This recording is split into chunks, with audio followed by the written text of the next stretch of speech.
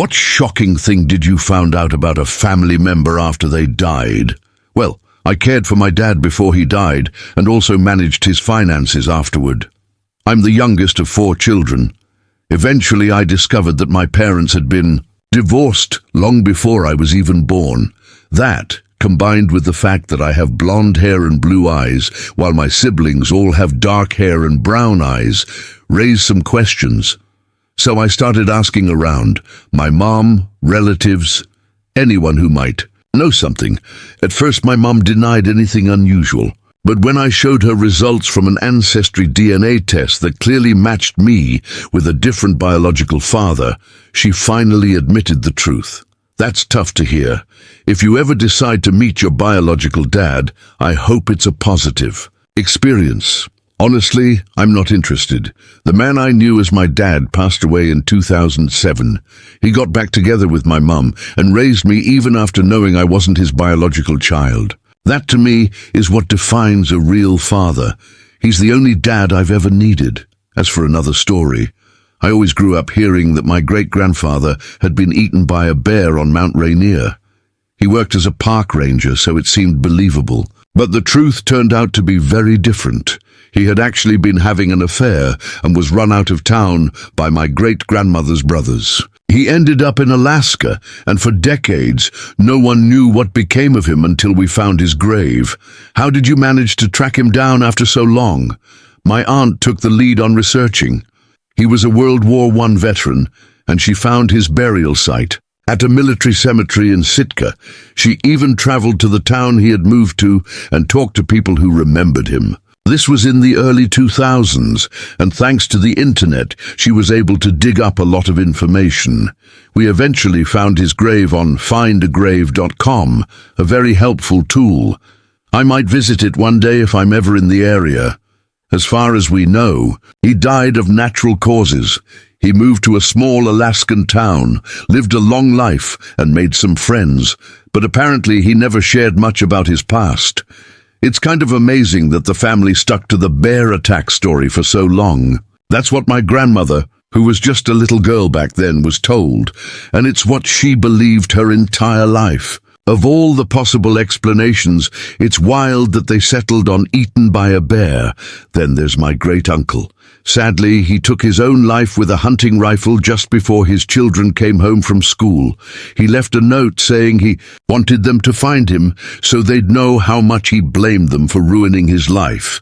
The kids were very young at the time. No one even knew about the letter until our great-aunt passed away many years later. Finding it brought a whole new wave of pain. Honestly, she should have destroyed the letter. Nothing good could come from anyone reading it, my cousins believe. She kept it as a way of reminding herself of what kind of man he really was.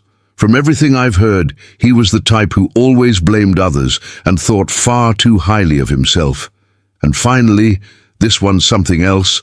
I met all 4 of my mother's boyfriends at her funeral. None of them knew about the others. It was as much a surprise to them as it was to us. We learned something unexpected after my grandmother was taken off life support. In her mid-70s, she apparently had a boyfriend. He used to take her out for lunch every week for nearly 6 or 7 years. None of us had ever heard of him. How he remained a secret is still a mystery. Then there's my great-aunt and uncle. They never had kids, so they treated my siblings and me like their grandchildren. My aunt passed away a decade ago, and this year I wanted to visit her grave. While searching, I came across a suggested link. Apparently, they had a child. That confused me because we'd always assumed they didn't want children. It turns out they had a son who passed away at just a few months old. It hit me hard. Maybe they had wanted children all along, but after losing him, they either couldn't or chose not to try again. It reminded someone else of their own family history. Their great-great-aunt never had surviving children either, and she treated their grandmother like her own. Years later, they found out she'd actually had 3 or 4 children, but they all passed away shortly after birth from the same condition. Only one child survived for a few years. After losing her daughter, she and her husband couldn't bring themselves to try again, and they poured their love into her nieces instead. Then there's a story I wish I had never learned. My great-aunt and great-uncle were siblings. They lived together for decades, and as a child, I always thought it was a touching example of siblings taking care of each other in old age. I have fond memories of playing in their yard with their dogs and spending time with them.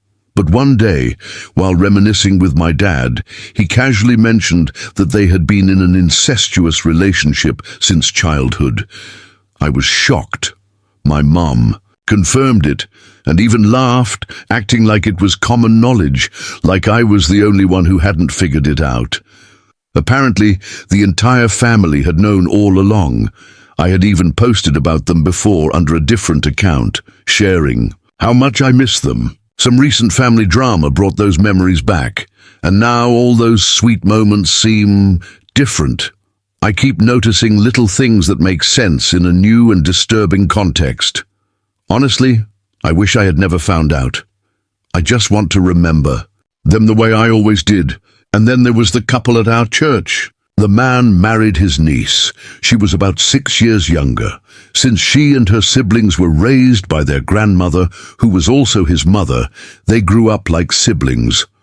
One Sunday, she asked to have her name updated in the church records, to match her new last name after their wedding. Everyone at the church knew they were related, and the whole situation caused quite a stir. Years later, after new leadership took over and many original members were gone, we were surprised to learn that he had been appointed a deacon. My sister-in-law questioned why they would do that, given his marriage to his niece.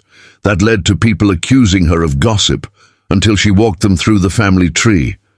Awkward silence followed, and finally, a deeply personal moment. After my mom passed, my grandfather told me something I'll never forget. The night I was born, she didn't want to keep me. She tried to give me away to my aunt, the only person she trusted. A few days later, my aunt quietly confirmed it. I've tried not to take it personally. My partner went through postpartum depression after our son was born and often said someone else should raise him because she didn't feel good enough. Today, she's in a much better place and regrets ever thinking that way. It's something she couldn't control at the time. Back when I was born in the 80s, postpartum depression wasn't widely discussed. I ended up being raised mostly by my grandparents, with my mother coming in and out of my life. My father gave up a full fellowship for a PhD in mathematics so he could work and support an unexpected pregnancy. Me. He was passionate about teaching and had a natural talent for it. But in the 60 years I knew him, he never once brought up that missed opportunity. I only discovered it while sorting through his documents after he passed away. He did it all for me. My wife had a similar surprise. Her father passed away over a decade ago. Growing up, she had 2 half-brothers from her mother's previous marriages, before marrying her dad. During the early days of the COVID lockdowns, she finally began organizing old family photos that she had collected over the years. Her mother had already moved into memory care for dementia. As she went through the photos, she identified relatives and reached out to them on Facebook, offering to send copies of any pictures they appeared in. But there was one photo, a picture of her as a child standing next to a slightly older boy who she couldn't identify. Curious, she began asking relatives. One finally told her the boy was her half-brother. She had no idea. But the moment she heard it, she recalled a vague comment her father had once made when she was very young. Turns out, he lived just 20 minutes away. She found him on Facebook and messaged him. They exchanged texts for several days. His mother had cut ties with her dad after their divorce and didn't want him in their son's life. Rather than fight it, her dad stepped back and lost contact with him. After a couple of weeks of texting, he and his son stopped by our home to meet us. We all got along immediately. He and I text frequently. We're both waiting on Bronco orders. He and my wife message at least once a week, and we've even had dinner with them. We're now planning a trip together, As for my own family, I learned after the funeral that my grandparents weren't biologically related to us. Both my dad and his sister were adopted as infants. I only found out when I made a comment about not understanding my aunt's behavior at the funeral. I said, "I just don't see how you two are even related." And my dad replied, "Well, actually," and that's when the truth came out. He doesn't know anything about his biological family, and he's not interested in finding them. So it hasn't really changed much, but it was definitely unexpected. And to answer the question you might be wondering, yes, both grandparents died on the same day. My grandfather was already in palliative care, and we knew his time was near. So when we got the call from their care home that morning, we assumed it was about him. But it was actually my grandmother. She had a sudden stroke and passed away quickly. We went in to say our goodbyes to her, then visited my grandfather, told him what had happened, and said goodbye, just in case. He passed away a few hours later. In a way, I'm grateful. They never had to live a day without each other. Then there's something that completely blindsided me. I found out my boyfriend had cheated on me, but only after he passed. A woman bragged on Facebook that she had been the last person to taste him. I thought she was lying, but then she posted photos as proof. It was shocking, no doubt. Probably the most disrespectful and painful thing I've ever come across. And no, it didn't make the grieving process any easier. It only confirmed that he wasn't the man I thought he was. It made everything so much worse. What else didn't I know? Did he even love me at all? It left me confused and questioning everything. My Uncle Jack was a quiet, gentle man with a good sense of humor. He looked like a slightly shorter, slimmer version of Burl Ives. He was also a successful psychiatrist, well respected in his field, but it turns out he had a hidden past. He was an Office of Strategic Services agent during World War II. He never spoke a word about it. Even when his sons, one an attorney, the other an army ranger, asked him directly, he wouldn't tell them anything. 4 years ago, my dad died in an accident. It devastated my mum and siblings. We never really got along, so while I was sad, I didn't grieve as deeply as the rest of my family. A year later, my computer died, and my mom gave me his old desktop. While using it, I accidentally discovered a folder filled with logs, pictures, and videos. He had been cheating on my mom for years. Most of it was online, but there was at least one woman he met in person while traveling for work. I've never told my family and probably never will. My step-grandfather molested my cousin. My mom and aunt knew, but they kept it quiet. They never even told my grandmother. Unfortunately, it's not that uncommon, especially in older generations. There's a possibility my own grandfather did something terrible too, though no one knows for sure. When he and my grandma argued, she'd shut him down with, "I'll tell them what you did," and he would go completely silent. My dad always wondered, was he a rapist, a murderer? No one knew. What we do know is that he moved the entire family from 2 thriving businesses in Western Ireland to a rundown wooden hut in Warrington, England, in the mid-1920s. We always thought it was due to food shortages. But now it seems likely he was running from the law. We later found out he smuggled guns for the IRA out of Glasgow and even received a service medal from Eamon de Valera. I only started uncovering these pieces when I asked about our family's mental health history after being diagnosed with bipolar disorder last year. My father insisted we had no such history. But then my aunt said, "Don't you remember when Mom went away?" Apparently he didn't, but my oldest aunt, let's call her Mary, remembered everything. She was about 12 at the time. It all began one evening when their mum came home from work. They were in the kitchen making berry smoothies, and suddenly their mother became convinced that what was in the blender was her toddler son's brains. Even though he was right there, alive and sitting in the kitchen, she started screaming, saying the kids were evil. She grabbed him and shook him, trying to wake him up, even though he was crying and clearly awake. Then she grabbed a knife and started chasing the children. Mary somehow managed to gather the younger siblings and ran to a neighbor's house, which was quite a distance away since they lived out in the country. She met their dad at the end of the driveway and explained what had happened. He told her to stay at the neighbor's house, and then he left. They stayed there for a few days until someone from the state arrived and took them all away. The two older girls and my dad were placed in foster care. The younger kids went to live with relatives. Nearly a year passed before they were all brought back together and handed back to their mother. No one had heard from her the entire time. Their father, he vanished. After admitting her to an institution, he simply left, abandoning all of them. Their mother never talked about it, and they never pressed her. Eventually, I discovered through another family member something surprising. Nearly 20 years later, on her deathbed, though she didn't pass that time, she confessed that my uncle, the toddler, was actually the result of an affair she had with her boss. Regarding my dad's father, when my dad was in his early 20s, he was working as a waiter in a town a few miles away from where he grew up. One day, his father walked in with his new family. My dad took their order, served their food, they paid the bill, and then left.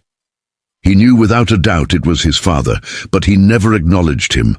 Either he didn't recognize him or simply chose not to. My dad thought he called out to him once, but the father was actually speaking to his new son, who shared my dad's name. My dad was a junior, and so was the new child. It was clear his father had started a completely new life. My wife's uncle was a field agent for the CIA. He and his wife were flown to Italy, where they swapped out their real IDs for cover identities, then flew out posing as Italian tourists. This took place roughly between 1976 and 1980.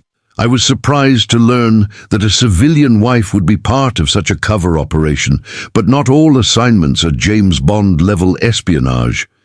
That explanation likely covers some of what he did. He lived to a ripe old age, and I assume they stopped using him once he reached retirement. Did I ever learn about the missions he carried out? The only detail he ever mentioned was that they were sent out to photograph things that didn't actually exist. He never openly confirmed working for the CIA, but his family essentially acknowledged it at his funeral. He also had a full-time civilian job and was informed when he would be taking leave for his covert work. I later found out my father had killed a man when he was about 19 years old. It was during an argument over a girl. He was given the option of jail or joining the army. He chose the army, later transferring to the Air Force, where he served for 20 years.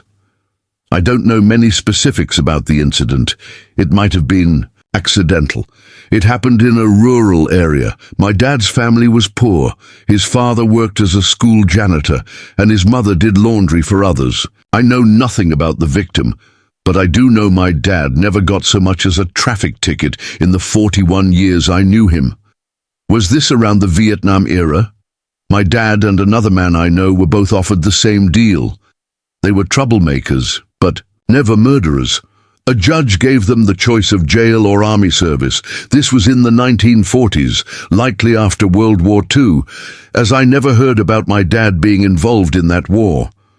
I was told the other man had brought a gun to the argument, so it was considered self-defense. I'll never know the full details, but it worked out. My dad went on to do a lot of good, which probably wouldn't have been possible had he gone to jail. Do I believe this should be how all cases are handled? Of course not, but plea deals today serve a somewhat similar purpose. Can we find out more about the incident in upstate New York? My dad led an exemplary life and was a great father. My mom and sister passed away while he was serving in Vietnam in 1966. He remarried a wonderful woman who had 3 children, one of whom was developmentally and physically challenged. Life was not easy for him, but he definitely left the world better than he found it. My grandparents were members of the KKK. We found photos of them at gatherings, with my grandfather dressed in robes. I knew they were racist, but it seemed like the kind of passive racism typical of many older people. The worst thing they ever did around me was to make side remarks about my friendship with a Hawaiian kid, giving me a sideways glance. My grandfather was 90 when he passed away. At his funeral, anyone who wanted to speak was invited to do so. After several family members shared their stories, an elderly man stepped up to the lectern and told a story from his childhood. He recalled how some teenagers had organized a game where they scattered pennies for the kids to find. Since he was younger than the others, he didn't find any and ended up crying, which the teenagers found amusing. The next day, the teenagers decided to play again. This time, after the older kids had collected the pennies, my grandfather placed some more for the younger boy to find. At that time, my grandfather would have been about 19, having just returned from World War II. It was a touching story about the kindness of my grandfather. What struck me most was that even as an old man, he still remembered a story about being bullied by kids nearly 70 years earlier. I know kids can be difficult, but society needs to improve because these kinds of experiences leave lasting scars. My great-grandfather on my dad's side lived to be 101. He was incredibly healthy throughout his life, following a strict diet with almost no sugar, exercising regularly, and maintaining his mental faculties and senses well into old age. He continued, walking everywhere and using public buses independently until the day he died. He passed away due to complications after breaking his hip in a fall, tripping on some steps. After he passed, my family went to clear out his house. My dad opened a drawer and found a secret stash of chocolate bars and wrappers. My great-grandfather was so proud of his health that he felt the need to hide sweets from his own family. After my grandmother passed away, we discovered her old medical records. She had undergone a psychiatric evaluation in the late 1970s, which revealed she had schizophrenia. In the interview transcript, she spoke of demons trying to persuade her to do things, and said if she ever did anything wrong, it was because of these demons. She was the kindest, sweetest, most loving person I ever knew. I was aware my mother had a difficult childhood, but reading those records gave me a deeper understanding. She is probably not the only one in our family with mental health challenges. I think about this often. We all have some diagnosed issues, whether bipolar disorder, anxiety, depression, addiction, or something else. Lately, I've been struggling with intrusive thoughts and mild auditory hallucinations, not voices, but enough to seek an evaluation scheduled for Wednesday. Was my grandmother cured? I rarely hear of schizophrenia being fully cured, and I don't think she ever received treatment. She was always a bit quirky, talking to herself at the kitchen table or sometimes walking sideways down hallways. I have no idea how she managed, but she lived with it until age 82. I created a throwaway account for this story. When I was 16, my mother and I were living in poverty. Our lease was ending and wouldn't be renewed because the new landlords planned necessary repairs. The house had never passed a single inspection since we moved in. We had nowhere else to go. Out of the blue, my mother's uncle, my great-uncle, showed up and offered for us to live with him. He had been my mother's favorite uncle during her childhood, but they had lost touch before I was born. It turned out he lived only a few hours away and needed some live-in help. His health was poor and declining. My mother took on the responsibility of caring for him, driving him to appointments and supporting him daily. My mother cared for him for years, taking him to doctor's appointments and helping after surgeries. In return, he looked after her, me, and even some of my friends. Both he and my mother were some of the kindest, most generous people I've ever known. For a long time I told everyone he was like the father I never had. He passed away shortly after Christmas, about 14 years later, just a few days before my 30th birthday. Coincidentally, he was admitted to the hospital on my birthday and died less than a week later. It was one surgery too many. and he didn't have the strength to recover. After his death, I stayed with my mother as long as I could to help her decide what to do next. He had left a will that gave everything to her, his house, bank accounts, everything, but the will was missing. We searched everywhere, but never found it. What I did find, however, was a marriage certificate. My mother had been legally married to her uncle for over 10 years. Here's what happened. He went into the hospital for surgery, and during the procedure, doctors realized he needed a second operation. Because of medical protocols, they had to wake him enough to get his consent for the second surgery. As his niece, my mother didn't have legal authority to make decisions for him, so they needed his consent.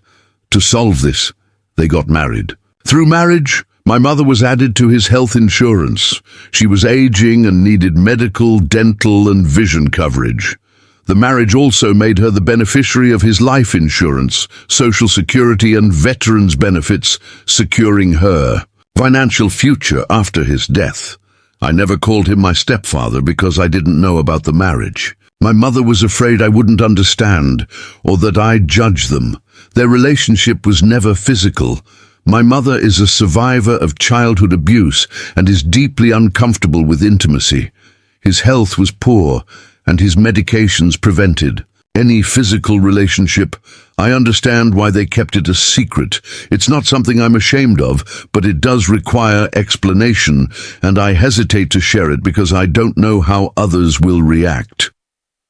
You might wonder how the state recognized this marriage as legal, especially since I thought marriages between close relatives weren't allowed.